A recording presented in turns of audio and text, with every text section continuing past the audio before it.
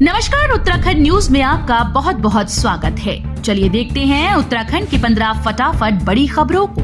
इससे पहले आप न्यूज को कहां से देख रहे हैं, कमेंट में बताना बिल्कुल न भूलें। उत्तराखंड में भाजपाइयों ने ढोल नगाड़ों संग मनाया जश्न, एक साथ मनी होली दिवाली। उत्तराखंड में लोकसभा चुनाव के नतीजे आने के साथ ही भाजपा कार्यकर्ता गदगद नजर आए। प्रदेश भर में कार्यकर्ताओं ने भाजपा मुख्यालयों में ढोल नगाड़ों के साथ जश्न मनाया, एक दूसरे को मिठाई खिलाई, कहीं रंग गुलाल उड़ा तो कहीं पर आतिशबाजी की गई। इस बीच मुख्यमंत्री धामी प्रदेश पार्टी मुख्यालय में आयोजित कार्यक्रम में पहुंचे। जीत के बाद बोले अजय भट्ट, जन समस्याओं को हल करने में नहीं छोड़ेंगे कसर। नैनीताल उधम सिंह नगर से दूसरी बार निर्वाचित सांसद अजय भट्ट का कहना है कि उनकी जीत से साबित हो गया कि जनता का प्रधानमंत्री नरेंद्र मोदी के प्रति अटूट विश्वास है। उन्होंने कहा कि तराई से लेकर पहाड़ की जनता ने उन्हें असीम प्रेम दिया और कार्यकर्ताओं ने जी तोड़ मेहनत कर मोदी जी के कार्यों को जनता तक पहुंचाया। संघ के प्रचारक से सांसद की कुर्सी तक कैसे पहुंचे त्रिवेंद्र सिंह रावत, हरिद्वार से जीते। उत्तराखंड के हरिद्वार सीट पर भाजपा प्रत्याशी त्रिवेंद्र सिंह रावत ने 6,53,808 मतों से जीत दर्ज की। उन्होंने कांग्रेस प्रत्याशी पूर्व सीएम हरीश रावत के बेटे वीरेंद्र रावत को 1,64,056 मतों के अंतर से हरा दिया।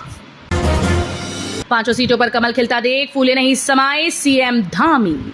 उत्तराखंड के 5 सीटों पर कमल खिलता देख सूबे के मुखिया फूले नहीं समाये और प्रधानमंत्री नरेंद्र मोदी को लेकर बड़ी बात कह दी। मुख्यमंत्री पुष्कर सिंह धामी ने कहा कि यह बहुत ऐतिहासिक दिन है। देश की जनता ने एनडीए को पुनः बहुमत देकर एक बार फिर से सरकार बनाने का मौका दिया। ये भारत के इतिहास में अभूतपूर्व पल। चुनाव नतीजों के बाद पीएम मोदी ने देशवासियों का जताया आभार। नतीजों को लेकर प्रधानमंत्री नरेंद्र मोदी ने सोशल मीडिया पर पोस्ट कर लोगों का आभार जताया। देश की जनता जनार्दन ने एनडीए पर लगातार तीसरी बार अपना विश्वास जताया है। भारत के इतिहास में ये एक अभूतपूर्व पल है। मैं इस स्नेह और आशीर्वाद के लिए अपने परिवारजनों को नमन करता हूं।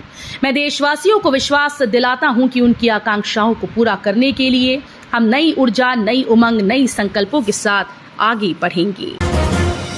बेहतर परफॉर्मेंस से जोश में कांग्रेस, राहुल गांधी ने बताया, हमारी लड़ाई सिर्फ भाजपा से ही नहीं थी।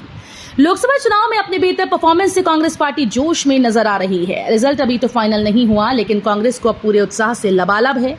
कांग्रेस नेता राहुल गांधी ने प्रेस कॉन्फ्रेंस में कहा कि ये चुनाव संविधान को बचाने का चुनाव है। मेरे दिमाग में पहले से ही था कि जब इन्होंने हमारा बैंक अकाउंट फ्रीज किया, पार्टीज को तोड़ा और सीएम को जेल में डाला, हमारी लड़ाई सिर्फ भाजपा से ही नहीं बल्कि इन सभी जांच एजेंसीज के साथ भी थी। मानसूनी सीजन में यात्रा मार्ग पर रहता है खतरा, वाहन संचालकों के लिए निर्देश जारी निर्देश में कहा गया कि यात्रा काल में बारिश में भूस्खलन और बादल फटने का खतरे के मद्देनजर सभी वाहन चालक मौसम साफ होने का इंतजार करें। फीस जमा न होने पर एमबीपीजी के छात्रों का फूटा गुस्सा, महिला कॉलेज में की तालाबंदी। हल्द्वानी में समर्थ पोर्टल में तकनीकी खराबी और फीस जमा न होने के विरोध में एमबीपीजी कॉलेज के छात्रों ने प्रवेश प्रक्रिया रुकवा दी। छात्रों ने महिला महाविद्यालय में तालाबंदी भी की और उच्च शिक्षा विभाग के खिलाफ नारेबाजी की। केदारनाथ और यमुनोत्री में 4 यात्रियों की मौत, यात्रा में अब तक गई 81 की जान। उत्तराखंड में 4 धाम यात्रा पर आए 4 और तीर्थयात्रियों की मौत हो गई। राज्य आपदा परिचालन केंद्र के मुताबिक 2 यात्रियों की मौत यमुनोत्री धाम और 2 की केदारनाथ में हुई। यमुनोत्री में अब तक 19 यात्रियों की जान जा चुकी है, वहीं केदारनाथ में सबसे ज्यादा 38 यात्री जान गंवा चुके हैं। नेपाल चीन को जोड़ने वाला तिंकर नाका फिर खुलेगा, दोनों देशों के बीच बनी सहमति। भारतीय सीमा से लगे नेपाल के दार्चुला जिले का नेपाल चीन को जोड़ने वाला तिंकर नाका जल्द खुलेगा।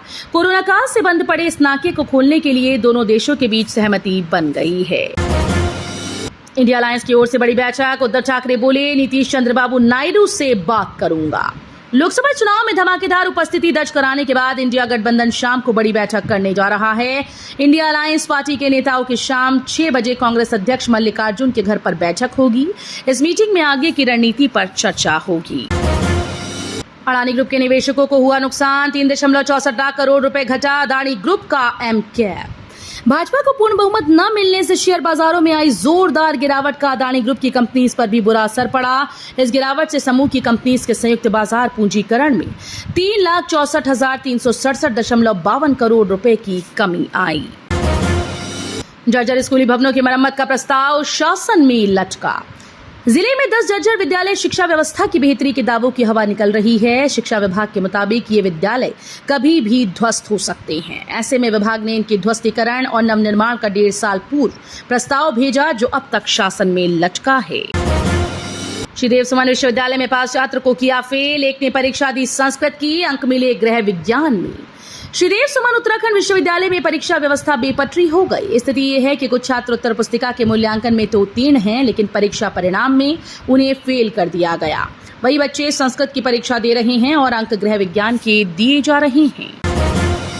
तो ये थी उत्तराखंड की 15 बड़ी खबरें। रोजाना ऐसे ही सबसे पहले अपडेट पाने के लिए चैनल को सब्सक्राइब करना बिल्कुल ना भूलें। साथ ही वीडियो को लाइक भी कर दें। धन्यवाद।